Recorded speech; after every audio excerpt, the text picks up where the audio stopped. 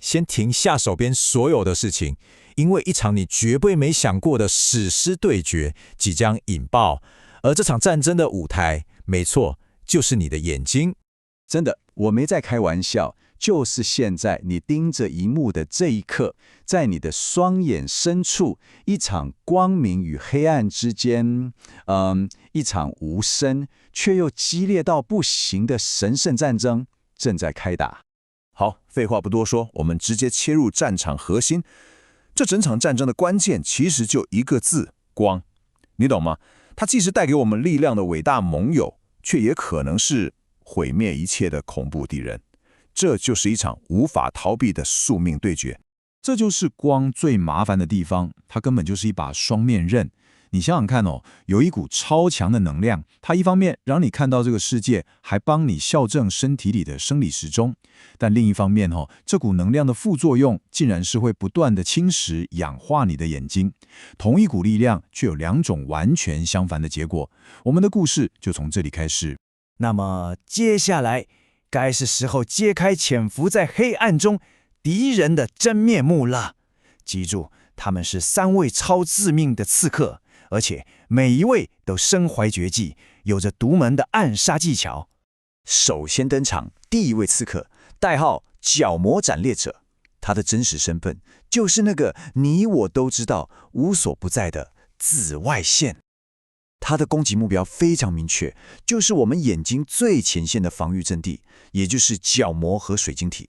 而且他一出手，招招都是致命伤啊！我们来看看他的攻击招式有多狠。短期内，他会发动一招叫做光致角膜炎的攻击，这就好像你的眼球被太阳活活晒伤一样，那种痛真的不是开玩笑的。那如果放着不管，让他长期潜伏呢，他就会使出更阴险的招数，像是白内障之术，让你的水晶体慢慢氧化变多，甚至还会发动眼翳跟眼睑癌这种侵蚀性的攻击。你看是不是一个超级棘手的家伙？再来第2位刺客，代号视网膜击击手，他的本体就是高能量蓝光。他都躲在哪儿？就躲在你每天看的电脑、手机萤幕，还有那些 LED 灯里面。它最恐怖的地方是，它可以轻轻松松就穿透你眼睛前线的所有防御，就像个超顶尖的狙击手，一枪就直接命中你最深处的核心视网膜。他的狙击手法主要有2种，第一招叫做数位视觉疲劳，它会利用自己那种高散射的特性，在你的视线里制造一堆眩光，这感觉就像有人在你面前一直丢闪光弹，逼得你眼睛的肌肉得拼命工作，搞得你又酸又累。但更阴险的是第2招，它会对你的视网膜细胞发动那种慢性的氧化压力攻击，在你根本没感觉的时候，一步一步的把你推向黄斑部病变的悬崖边。好，轮到最后一位，也是最神出鬼没的刺客了，代号睡眠盗贼。他专挑夜深人静的时候下手，而且他的目标不只是你的眼睛这么简单，他要攻击的是你整个身体的总司令部，也就是你的大脑和生理时钟。他的手法真的有够阴险呢，他会像个顶级骇客一样，直接入侵你身体的系统，去压抑一种叫做褪黑激素的东西，那可是你身体里负责叫你去睡觉的荷尔蒙哦。结果呢，你的大脑就被骗了，还以为现在是大白天呢，这下好了，你的睡眠品质整个被毁掉，晚上翻来覆去就是睡不着。那你想想，睡不好，接下来就是焦虑啊，免疫力下降啊，各种负面状态全部都来，你整个人的防御力可以说是被削到见底了。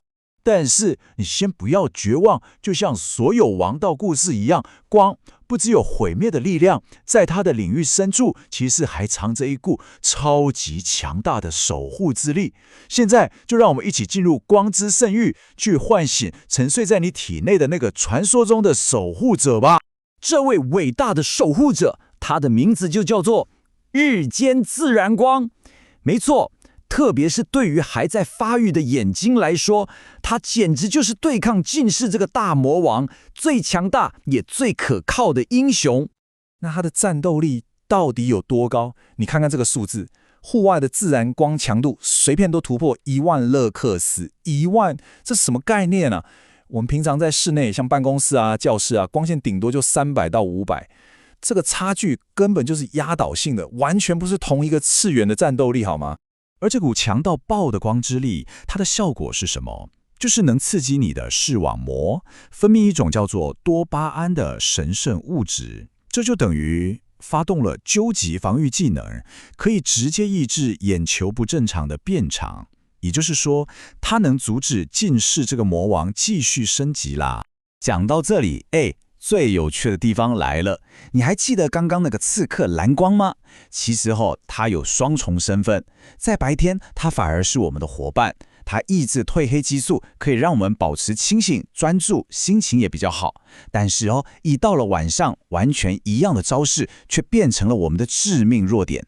所以你发现了吗？关键从来都不是力量的好坏，而是你在什么时机去使用它。好，既然我们已经摸清了敌我双方的底细，那么接下来就是大家最期待的修炼篇。我们要来学习驾驭光与影的秘术，也就是御光之术。目标是成为自己眼睛的真正主宰。御光之术第一式奥义超时空凝视。来，口诀很简单记起来，每看一幕20分钟，就要把你的头抬起来，去看20英尺，差不多就是6公尺远的东西，然后盯着它看20秒。相信我，这一招可以瞬间解放你那已经紧绷到快断掉的眼部肌肉。御光之术第二式结界术，室内光线布阵，这个也很好懂。白天要工作要专心的时候，就开启战斗模式，把灯光设定在4000到5000K 的白光。那到了晚上准备要休息了，就切换成休眠模式，用2700到3000K 的暖黄光。这就好像你为自己的生理时钟布下了一道绝对防御的结界一样。再来第三式户外防御术。出门在外，你的神装是什么？就是有 UV400认证的太阳眼镜。这件装备的属性最好选灰色或茶色系的。然后记住一个重点，蓝色镜片是绝对的禁术，它不但没用，反而会让更多有害蓝光跑进你眼睛里，千万不要用。那如果你想追求完全防御的境界，就选那种可以把眼睛整个包起来的大镜框，让紫外线连一丝丝的空隙都钻不进来。很好，到这边你已经掌握了御光之术的基础，那么就让我们进入最后的篇章，一起来领悟成为光影大师的终极心法。这个终极心法其实就浓缩在这一句话里面了。你仔细听我们需要在白天去拥抱光线来维持我们的精神，到了夜晚则需要去过滤光线来保护我们的睡眠。你懂这个意思吗？重点从来都不是去消灭谁，而是去驾驭它。所以啦，一个真正的光影大师，他的守则其实很简单。第一，要有一颗白昼之心，白天就勇敢地走出去，去晒太阳，去吸收那种明亮完整的自然光，帮自己充满能量。第二，到了晚上就要举起你的夜幕之盾，把灯光调暗，换成暖色，然后把你手机、电脑所有的绿蓝光功能全部给我打开。